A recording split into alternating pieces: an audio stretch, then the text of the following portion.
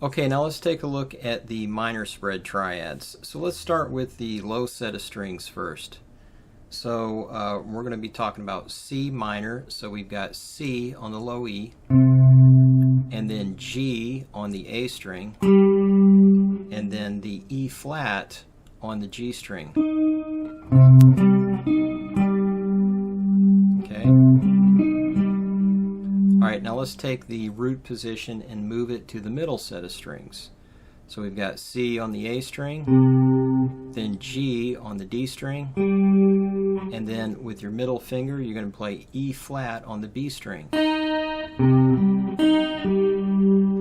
Now the cool thing about these triads is that the middle set of strings and the high set of strings are going to be the same shape. So let's take that same shape here, same pattern, and put it on the D string. So we've got C on the D string, G on the G string, and E flat on the high E. But notice how that's the same shape that it was on the middle set of strings.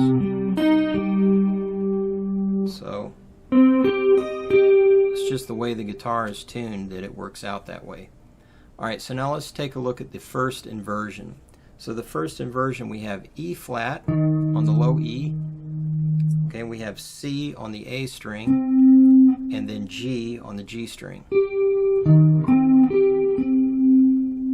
Alright, now let's move that to the middle set of strings. So we have E flat on the A string, then we have C on the D string, and then G on the B string. Now here's another instance where you might want to use your middle finger for that G note on the B string, but I think I tend to favor my ring finger for that. Okay, so now we want to use that same shape and move it to the high set of strings. So we need E flat on the D string, okay, and then C on the G string, and then G on the high E.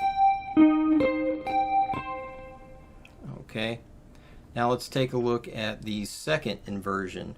So the second inversion, we've got G on the low E, and then E flat on the A string, and then we're going to have C on the G string.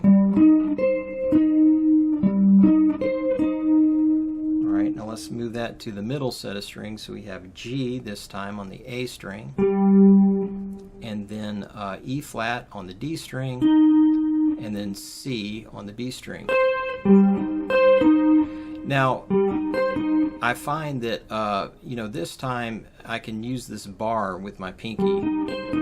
A while ago I was saying maybe you shouldn't use the bar with your first finger, but I found that I can really vary the pressure, and this doesn't give me trouble. So instead of doing this, because sometimes I might be doing that down there and that's kind of uncomfortable, so it's easier for me to bar with my pinky here. So you have G on the A string, E flat on the D string, and C on the B string using that bar.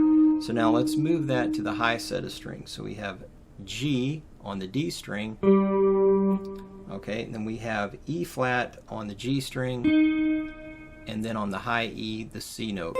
And notice again the same shape as the middle set of strings.